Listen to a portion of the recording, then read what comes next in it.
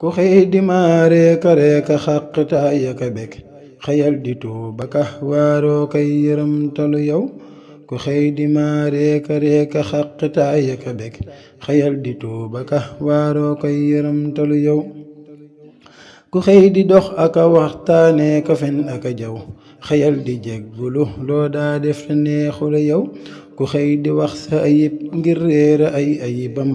xëyal di noppee ka ree ngir yàlla xam na la yow ku xëy di tagg sa jëf ngir réere say ayibit xëyal di jàq ko rus ngir xam-xamam bi ci yow ku xëy di waxtaane sag baax ak sa jëf ju rafet xëyal di sant ka jaamoo koy gërëm nag yow ku xëy di sàkku digganteem ak ku nekk jagit xëyal di sàkku sa digg ak yàlla far jage yow ku xëy di neexal nit ngir bëgg seeni ngërëm xëyal di neexal Sëriñ Tuubaa ta mokk ko yow bis boo amee ngërëmam am yàlla am sama bit am barke am képp nit am lépp fal-falu yow moo tax bàyyil lépp tey wut faw ay ngërëmam ba am ko kon sama bit day jug ca wut si la yow moo tax bàyyil lépp tey wut faw ay ngërëmam ba am ko kon sama bit day jug ca wut si la yow sëriñ bi kenn la maasam masta am te du am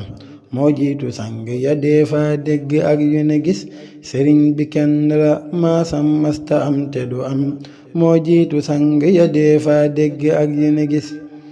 mboolem sëriñ bu ko def maasit na sàkk ku mel ni Ibra Faal ki seexi Ibra Faati ñu gis sëriñ si yéena ngi nii tee ngeen a xëy daja bis te dikk def ni nu def jébbal ko seeni kurus day yokk diine di ful wërsëg di guddalu fan di fekk lor ak tar-tarak kër-kër ku weddina mus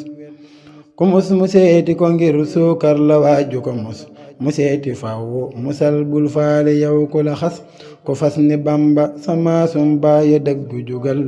ànd ak sa jëmm te dem la mbar ne del si ni gis ku fas ni Bamba sa maasum baaya dëggu jugal ànd ak sa jëmm te dem la mbar ne del si ni gis sëriñ ba jar xëy ni mes dug juggu àll bi way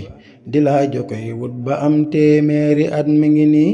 njariñ la jar laxasuy laf reeka xiifa ka mar ngir bëggu ko jot ba dee faf jot la yit mi ngi nii ñoo boole nag bii sëriñ ak lii njariñ tuli bir